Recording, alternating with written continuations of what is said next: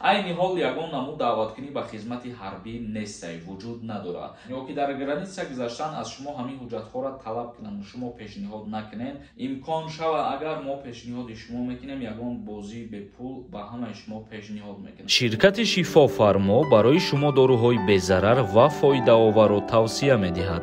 миноксидил барои зиёд кардани риш ва мӯи сар, эпимедиумная паста барои зиёд кардани қувваи мард, инчунин дорӯҳо барои сангу намаки гурдаро нест кардан ва дорӯҳо барои фарбеҳ ё хароб кардан ва инчунин дорӯҳо барои нест кардани простатит.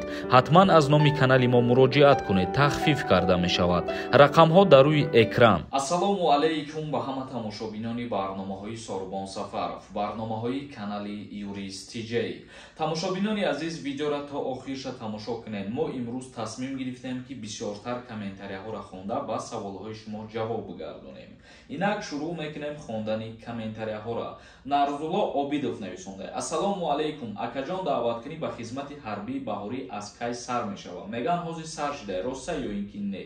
даъваткунӣ ба хизмати ҳарбии призови баҳорӣ шурӯъ карда аз 1 апрел сар мешавад то 27 мая давом мекунад. айни ҳол ягон намуд даъваткунӣ ба хизмати ҳарбӣ нестай вуҷуд надорад. агар кадомеам ки даъват кардан ба комиссарияти ҳарбӣ барои шахсияти ҳамон нафара муайян кардан даъват мекунанд ва ҷавоб метиҳанд. тамом. Карим нависонда: бародар худованди меҳрубон, ҳамавақт саломат бошед ки аз ҳама хабарҳо моро огоҳ мекунед. саломат бошӣ ҳамавақт. ҳазор раҳмати калон. худованд ҳамаи мо шуморо ҳифз ва ҳидоят кунад. раҳмати калон бародари азиз. наҷмиддин нависонда: ҳамавақт зинда бошӣ падару модару раҳмат братҷон. миннатдорам аз нафарое ки суханои хуб менависонед ва моро тамошо мекунед ва гӯш мекунед. оев нависонда: салом акаи Сорбон, акама патент регистратсия дорум, не ки димоҳа патента платид накарда будам, як чеки фалшивӣ кардам. ҳозир официально кор кардистам. суми патента фирма платид кардиста. ҳеҷ кона мекуна илтимос ҷавоб медудед ака. пешакӣ раҳмат. агар ки патента айсари нав кардагӣ бошанд, через фирма шартнома кардагӣ бошид, не, ягон мушкилӣ надорад бародар. Толибов нависонда: ассалому алайкум акаи Сорбон, аллоҳ нигаҳбон бошад. наход 500 комментария бинависам, як бор ҷавоб натен. падари ман паспорти сурх дорад. ягон асос мешавад ки депорти мара ҳуй кунанд. илтимос ҷавоб тиҳед. илтимос. аз сабабе ки шумо видеоро то охирша тамошо намекунед, баъд менависем ки 500 бошид, 100 бошид, мо савол менависем, ҷавоб наметӣ.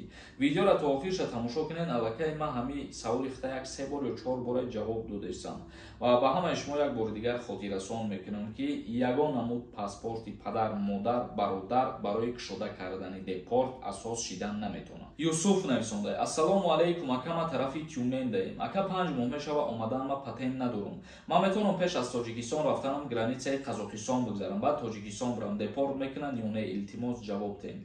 дар ҳолате ки шуморо агар ба шуъбаи милитсия бубаранд ё ки дар граница гузаштан аз шумо ҳамин ҳуҷҷатҳоро талаб кунанд, шумо пешниҳод накунед, баъд метавонанд ки запрет навиз кунанд. агар ки ягон кас аз шумо ҳуҷҷат талаб накунад, таможнира озодона бигзарен, бирен, ягон кас депортро намекунад. ислом нависонда: ака вид на жительство дошта бошӣ, ба хизмат мегиранд, ҳамин саволат ҷавоб те. саломат бошӣ ака. дар ҷумҳурии Тоҷикистон дар назар дошта бошӣ, агар имкон ҳастае ки даъват кунанд, чунки олити шаҳрвандии Русияро гирифтагӣ нести. дарвоз нависонда: акаҷон дар бораи трудовой договор гап занем. дар Питер чӣ хел патента продлит кунем? нафарое ки бо тариқи трудовой договор кор мекунанд официально бе гузаштани граница метавонанд ки 1 моҳ пешакӣ муроҷиат кунанд, патентҳои худшона продлит кунанд. дар ҳаминҷа як чиза ба ҳаматон тавсия метиҳам. нафароне ки дар Москва ё ки Московский област қарор дорен, агар бихоҳем ки границаи Қазоқистон бигзарен, рақамҳое ки дар рӯи экран ҳаст занг бизанен, омада шуморо аз дари хонатон гирифта ба границаи Қазоқистон мебарад. ҳайдаров нависонда: ассалому алайкум ака, илтимос савола ҷавоб тен. срочния патент споридам, сумша алиш накардам, 5900 гузашт, чикор кунам? ягон мушкилӣ намешавад, лекин аз инҷа пасе ки меспорен 6600 рубли пардохт кунед. дар ҳар шаҳре ки шумо қарор дорен, пули патент баъди соли нав чӣ қадар маблағе ки боша, ҳамон қадар пардохт кунед. исмаилов нависонда: ассалому алайкум ака, суд бурдам, 5000 штраф кардам, 10 рӯз муҳлат додам, патент дорум, суми 5900 солонара споридам, видварения додаи чӣ мешавад? то значит регистрация надоштаи, ба ҳамин хотир тира 10 рӯз муҳлат додиянд ва ҷаримат кардиянд. агар ки видвареният кардагӣ бошад, қарори суд буромада бошад, то бояд ҳатман тарки Федератсияи Русия кунӣ. дар ҳолати тарк накардани Русия, диюмбора ки дастгирит кардан, икон депортатсият мекунанд. муҳаммадҷон нависонда: ассалому алайкум ака, ваени билета чӣ хел бихарем, боз як моҳи дига хизмат мекунӣ. агар ки шумо хизмати алтернативӣ кардан бихоҳед, бо пардохт кардани 28 000 сомонӣ дар муддати як моҳ ваени билет мегиред. як моҳ рафта шумо дар час дарсҳои ҳарбӣ мегзаред ва дастрас мекунед. Тамом. расулов нависонда: барои одамое ки сум надоранд билет харан, як конкурс мекарди, зур мешид, лекин ҳама вақт видеоҳота тамошо мекунанд. обод бошӣ, пешравӣ ва хонаободӣ мехоҳем акаи Сорбон Сафаров. ҳазор раҳмати калон бародари азиз, яъне ки бозии бепулата дар назар дорӣ, имкон шава агар мо пешниҳоди шумо мекунем, ягон бозии бепул ба ҳамаи шумо пешниҳод мекунем. интизор бошед ва ҳамихе дастгирӣ кардан гиред. абдуллоев нависонда: ака, рӯзи чандумаи финал, чанд видеоҳо да меги рӯзи финал аниқ меша, баъди фалон видео аҳне ки аниқ шава. бародарони азиз, ма ба ҳамаи шумо гуфтанем ки мо то билетҳоро тамом накунем, рӯзи финала аниқ кардан наметонем. ба ҳамин хотир як дастгирии дигар кунед, мора билетҳои мо тезтар ки тамом шид, иншааллоҳ финала аниқ мекунем. рӯзи 20-уми ана ҳамин моҳ, яъне ки 20-уми январ мо видео мекунем ва мегем ки кадом рӯз финал мешавад. интизор бошед. аҳтамзода нависонда: ака, ҳамин патент чанд сум да продлит мешавад? куя ответ бите. 120 видео да навиштам, ака, пешакӣ раҳмат.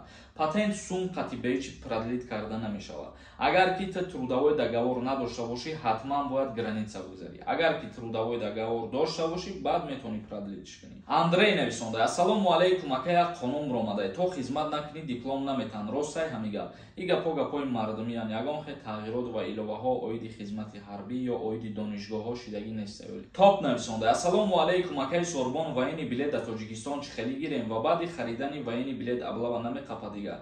дар ҳолате ки шумо дар ҷумҳурии Тоҷикистон қарор доштагӣ бошед, агар ҳамун ноҳияе ки зиндагӣ мекунед, ба военкомат рафта муроҷиат мекунед. агар ки шуморо номнавис кардан, ба қайд гирифтан, баъд метавонед бо тариқи пардохт кардани пул ваени билет бигиред.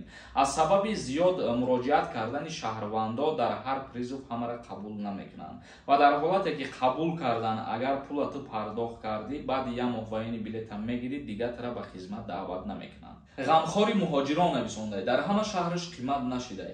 баъди соли нав дар тамоми федератсияи Русия нархи патент қимат шидагияй. и гапа нагӯ дига, бародари азиз.